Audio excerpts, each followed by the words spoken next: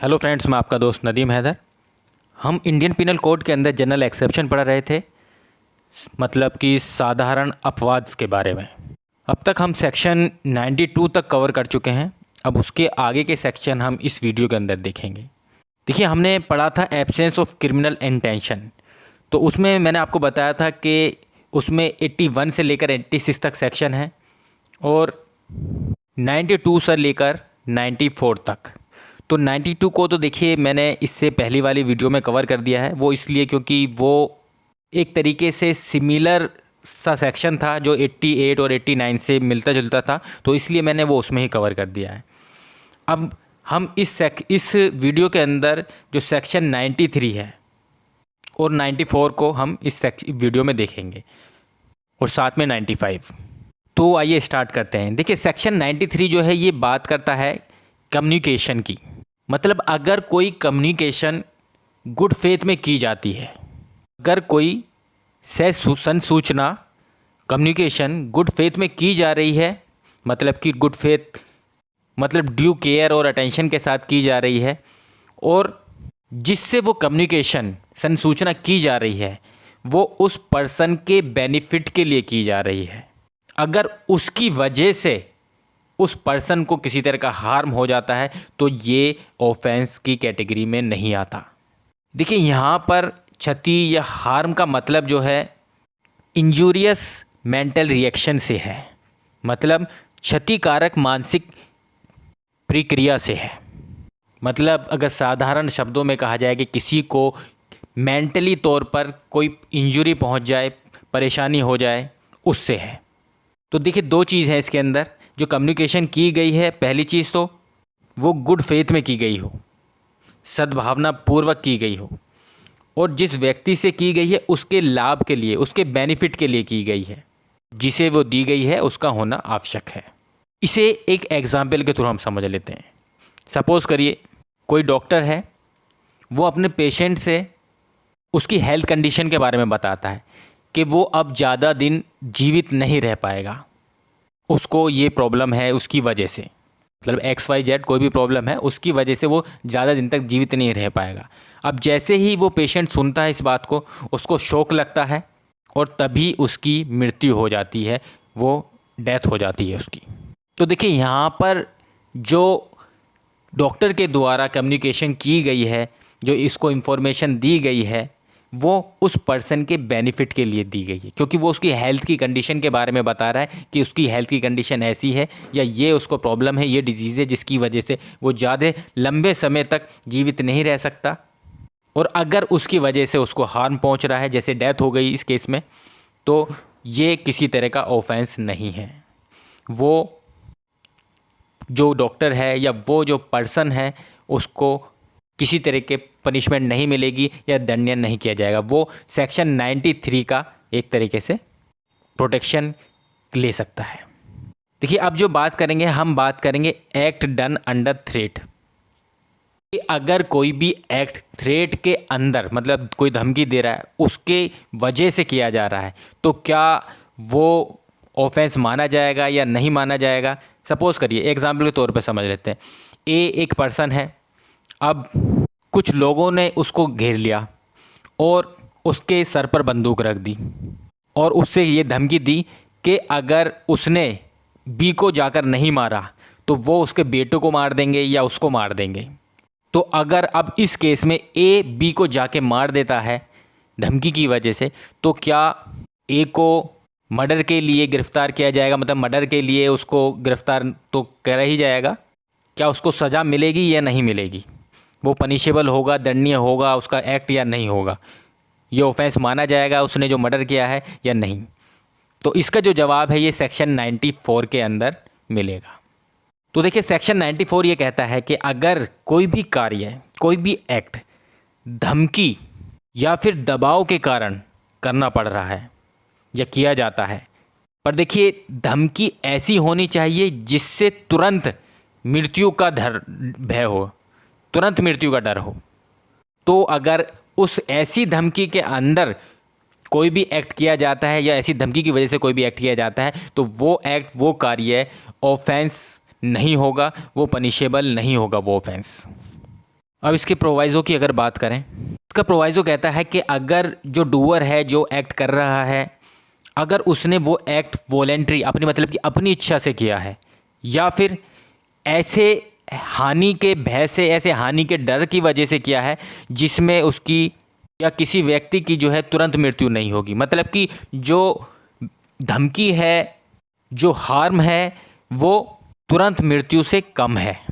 तो उस केस में अगर उस पर्सन के द्वारा कोई भी एक्ट किया जा रहा है तो वो पनिशेबल होगा। वो इस सेक्शन का जो प्रोटेक्शन है वो नहीं ले सकता। मतलब कि अगर कोई भी पर्सन, सपोज करिए, उसको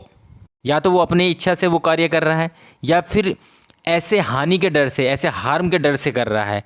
मतलब कि उस हर्ट के डर की वजह से उसको ऐसी आशंका है जिससे वो अपने आप को उस स्थिति में डाल लेता है कि जिसके लिए वो मजबूर हो जाता है उस एक्ट को करने के लिए। उस केस के अंदर जो है उसको इस प्रोविज़न का सेक्शन जो 94 है उसका बेनिफिट नहीं मिलेगा। पर देखिए, इसमें जो इम्पोर्टेंट चीज़ है, नोट करने वाली बात ये है कि कोई भी पर्सन, जैसे कि हमने पढ़ा ऊपर 94 के अंदर, कि अगर उसे तुरंत मृत्यु का भय है तो उसके द्वारा जो ऑफेंस किया जाएगा वो पनिशेबल नहीं होगा। पर अगर बात करें कि वो किस हद तक वो एक्ट जो है कर सकता है, किस तरह तक का ऑफेंस कर सकता है, वो पनिशेबल नहीं होगा। देखिए, इसमें दो तरह के जो एक्ट हैं, अगर वो करेगा,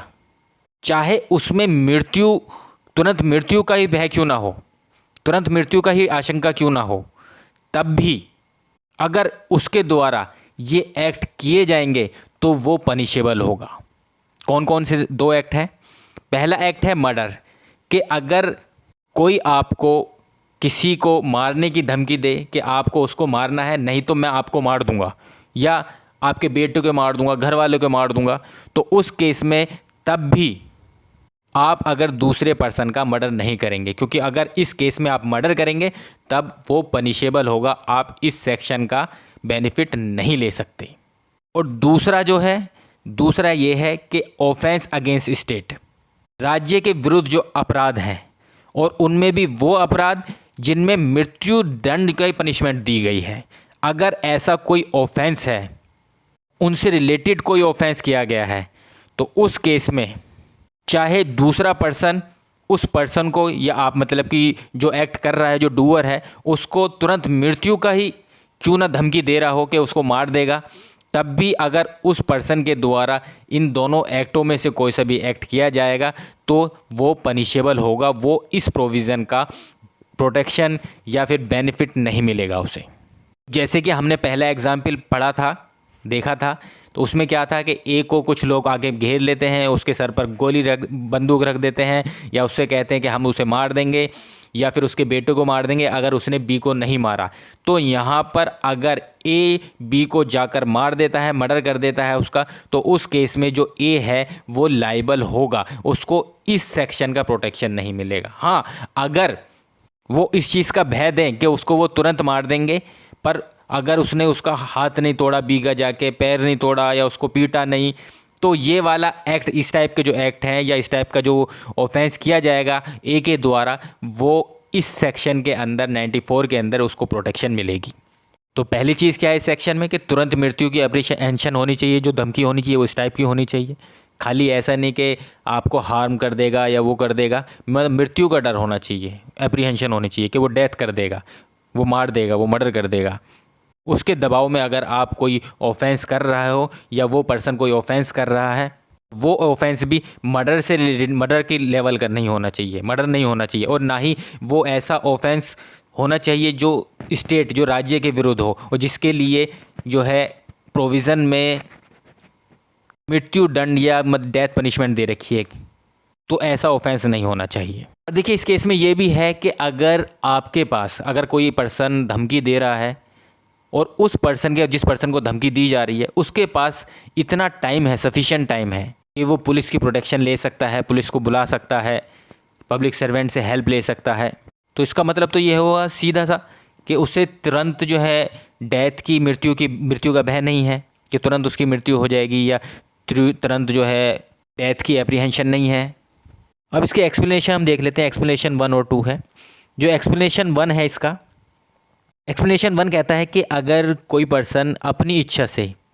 या सिर्फ पीटे जाने की धमकी से, ये उसको हार्म होगा या उसको मारेगा, मतलब या तो अपनी इच्छा से या पीटे जाने की धमकी से वो डाकुओं के गैंग में मिल जाता है जाकर, ये जानते हुए कि वे कौन लोग हैं या क्या कार्य करते हैं, उनका कैरेक्टर क्या है, वो डाकू हैं क्या हैं, ये जानते हुए भी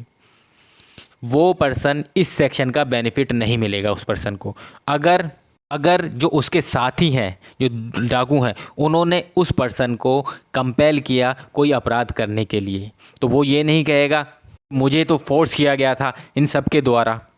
ये ऑफेंस करने के लिए, ये एक्ट करने के लिए, तो उस केस में जो सेक्शन 94 का जो बेनिफिट है उस पर्सन को नहीं मिलेगा। अब बात करते हैं एक्सप्लेनेशन 2 की। तो एक्सप्लेनेशन 2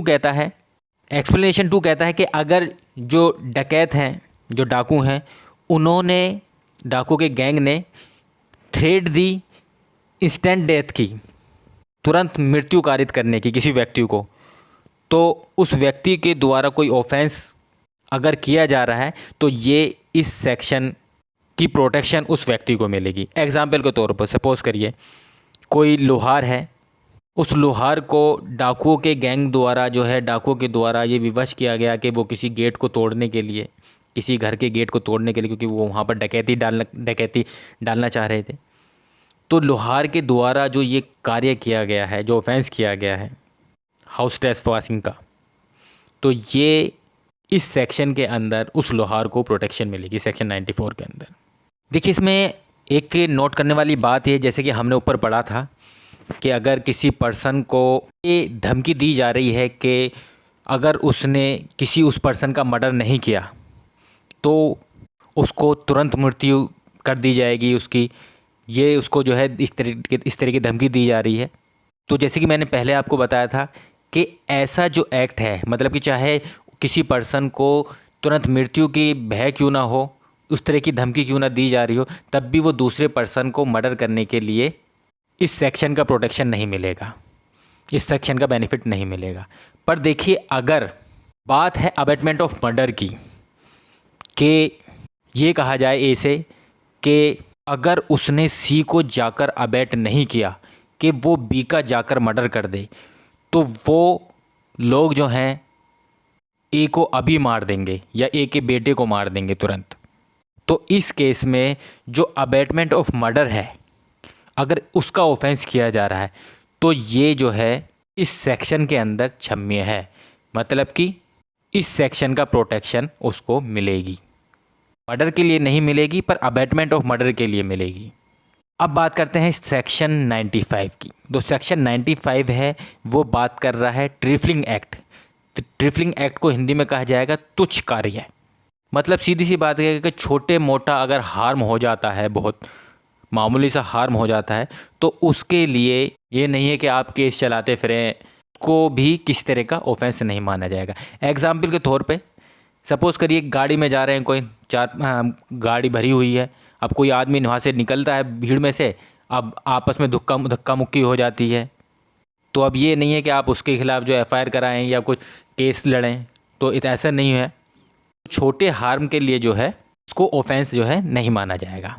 सेक्शन जो 95 वो ये कहता है कि अगर किसी पर्सन की जो इंटेंशन है वो हार्म करने की है या उसे नॉलेज है कि उसके इस एक्ट से, इस कार्य से हार्म पहुंचेगा उस दूसरे व्यक्ति को, पर वो हार्म जो है इतना स्लाइट है, इतना तुच्छ है, इतना मामूली है कि एक मामूली समझ वाला व्यक्ति या सिंपल स्वभाव वाला जो व्यक्ति है वो इसकी शिकायत नहीं करेगा,